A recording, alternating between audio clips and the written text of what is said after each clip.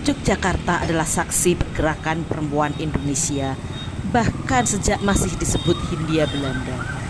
94 tahun silam, tepatnya 22 Desember 1928, sejumlah perempuan tokoh berkumpul di dalam Joyotipuran, Yogyakarta.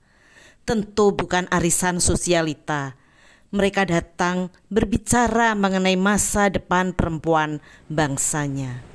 Sebelum dilanjutkan, subscribe, like, komen, dan share, serta dentingkan lonceng agar kanal ini bisa terus mengunjungi dengan informasi menarik lainnya. Orang perempuan saja kok mengadakan kongres, yang hendak dirembuk di situ itu apa?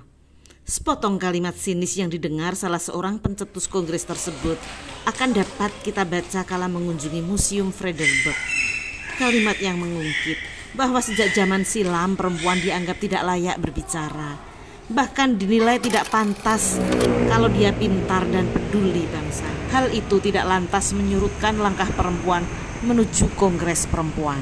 Bahkan perempuan tokoh Nyi Hajar, Ibu Sukonto, dan Ibu Suyatin Kartowiyono adalah tiga sosok yang gigih untuk terwujudnya kongres tersebut.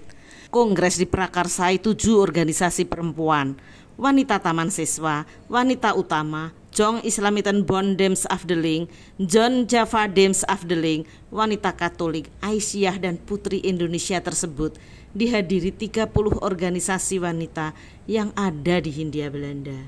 Sayangnya, di dalam Joyotipuran yang kini dimanfaatkan sebagai kantor Badan Pelestarian Nilai Budaya, minim dengan foto-foto kongres ataupun dokumentasi lainnya. Republik Indonesia belum lahir, namun perempuan telah bersepakat untuk mempersatukan cita-cita dan usaha memajukan kaumnya. Para perempuan ini telah berbicara mengenai kemerdekaan dan peran perempuan, pendidikan, poligami, bahkan juga pernikahan anak dan perempuan di masa mendatang.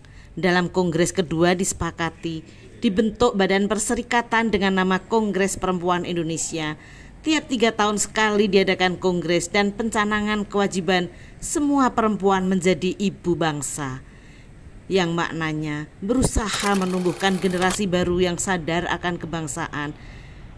Dan pada Kongres Perempuan ketiga di Bandung itulah ditetapkan 22 Desember sebagai Hari Ibu, dan perlu ada monumen pergerakan perempuan.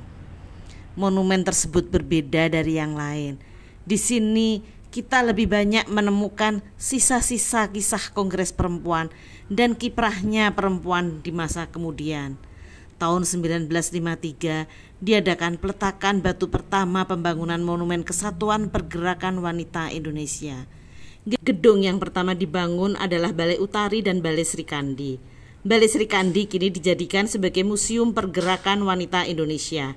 Menurut petugas Museum Arum, Balai Srikandilah yang pertama kali dibangun dari rangkaian gedung Monumen Kesatuan Pergerakan Wanita Indonesia Mandala Bakti Wanita Tama yang mulai dibangun 17 Agustus 1955 hingga keseluruhan selesai 22 Desember 1983.